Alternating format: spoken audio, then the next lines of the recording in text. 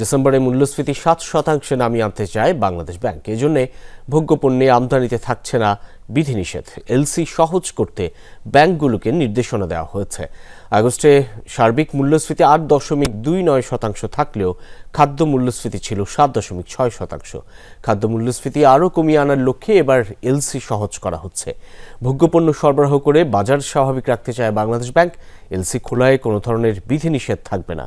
সরবরাহ স্বাভাবিক রেখে বাজার স্থিতিশীল রাখতে তুলে নেওয়া হবে মার্জিনও। কেন্দ্রীয় ব্যাংক জানিয়েছে এলসি খোলায় বাজারে ডলার সংকটও হবে না। এদিকে অগ্রিম আমদানি অর্থ প্রদানের নিয়মও সহজ করেছে বাংলাদেশ ব্যাংক।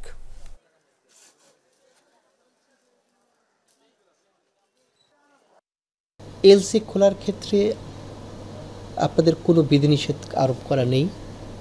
ভোগ্য পণ্যের যে চাহিদা মেটানোর জন্য যে আমদানি করতে হবে সে আমদানি আপনারা করবেন।